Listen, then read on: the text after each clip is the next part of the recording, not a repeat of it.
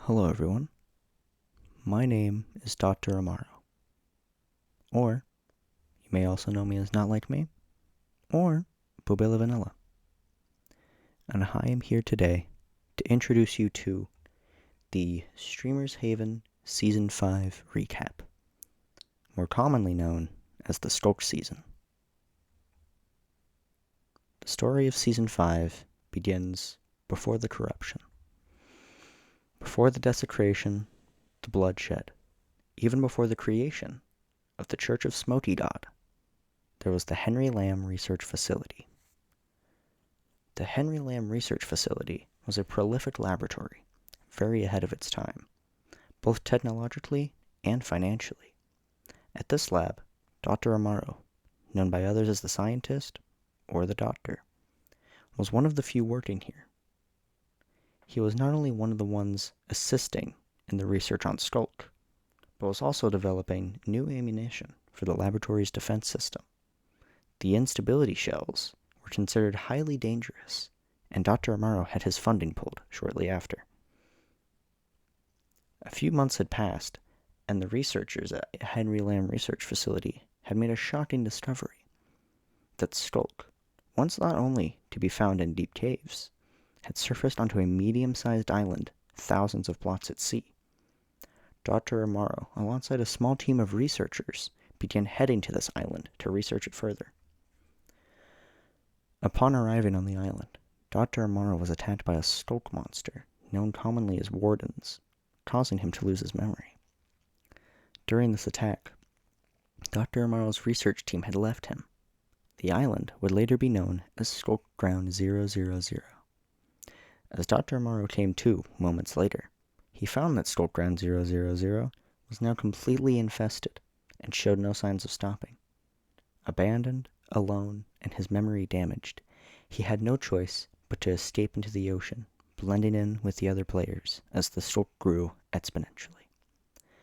This was the starting point of Season 5. Act 1 begins with 3 players: Fancy Blaze, Terraria Master, and Dr. Amaro, played by bobillavanilla. Players spawned on Sculk Ground 0 and watched as the infection worsened. Many players ran as far as possible, struggling to get by. After a few days, Fancy was teleported to bobillavanilla's second base, the first being claimed by Sculk. During this, Terraria Master had traveled roughly 900 blocks from spawn before stumbling upon a jungle temple and ruined portal. During his time here, he was blessed by a mythical entity later dubbed as SmokeyCube, being given an entire chunk of raw iron ore.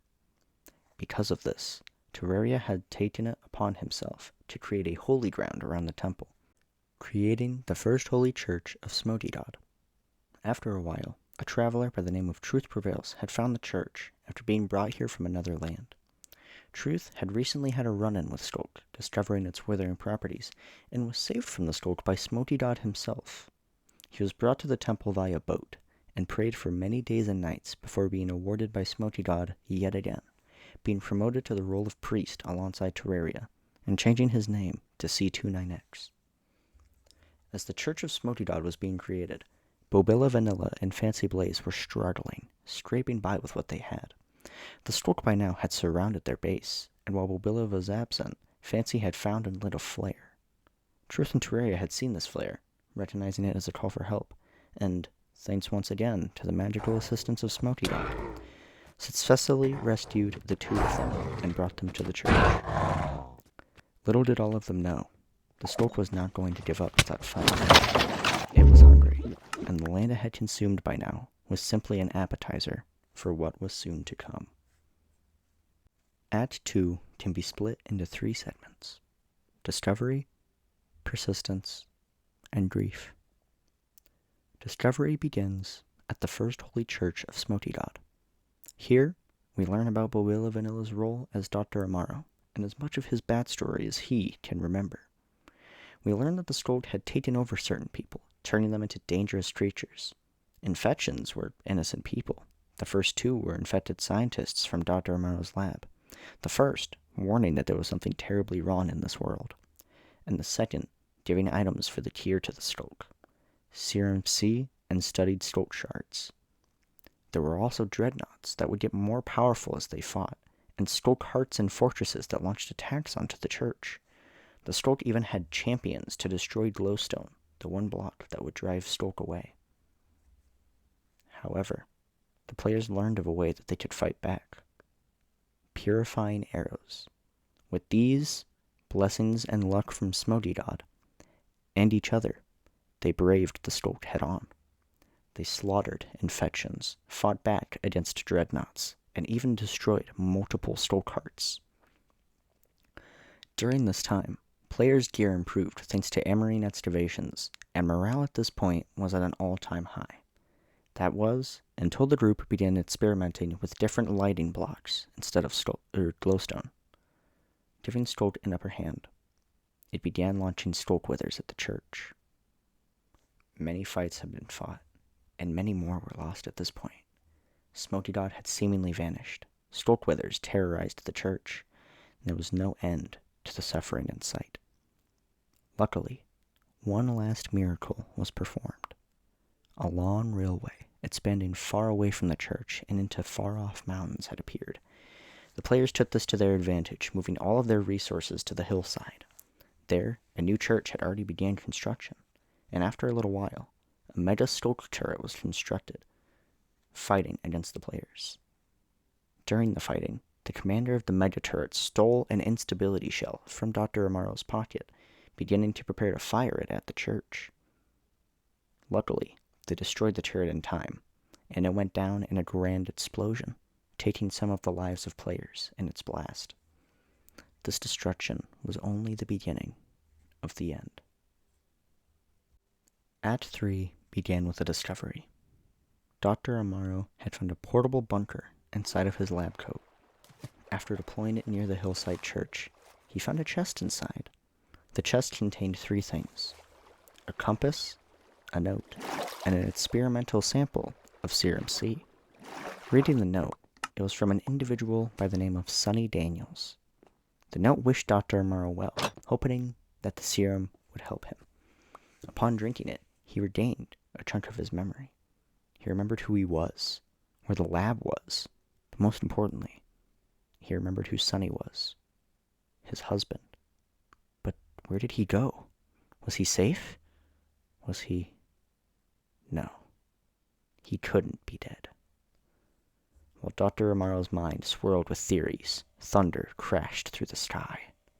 Heavy rain had befallen the church grounds, and with it, a new infection. To the others, they saw another foe in their way of religion. But to Amaro, he recognized it. It was too familiar, like a sense of déjà vu. Was it? Yes. Yes, it was. It was Sonny, infected head to toe. After fighting death and chasing after his corrupt lover, he and his group were taken back to the old church. It was desecrated, covered in Sculk and dismay. The Sculk had turned it into a forge, and a powerful one at that. Upon Fancy disabling the forge, Sonny went mad with rage, murdering everyone in sight and beating Amaro within an inch of his life. Amaro begged for his last remaining humanity, swearing that he was sorry, that he would save Sonny. And Sonny listened.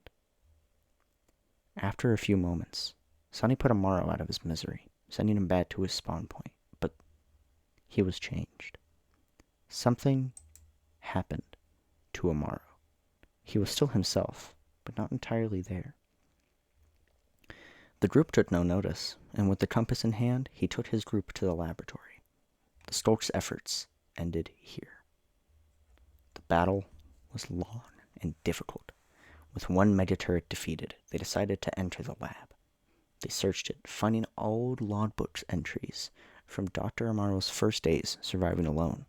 They found Serum C in the lunch hall, and studied Sculk shards in the sleeping quarters. All of the tier components here in the lab.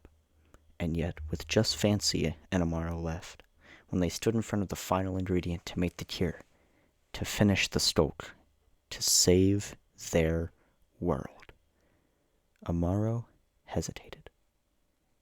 Be it of his own free will, or his exposure to the Sculk, he was not in control. He began to tell Fancy that even if they could make the cure, there was no real saving the world. The Sculk had gotten too powerful, and all that he could do was spare Fancy from the same fate he was beginning to suffer. Amaro had begun to turn into an infected. The two clashed, their swords ringing out loudly in the chamber holding the final obstacle. After some fighting, a new warrior emerged from the shadows. Smokey God in his human form, noticeably weaker, but still very powerful. The three clashed for what felt like hours before the Sculk scientist was finally defeated. A sword plunged through his very heart. He tried to scream, but the infection had already gotten to him. His humanity was gone, and so was he. Fancy, the last one left in the end of all of this, had no other choice. He put the ingredients together, and with the help of SmokeyCube, destroyed the rest of the Sculk, but not without a cost.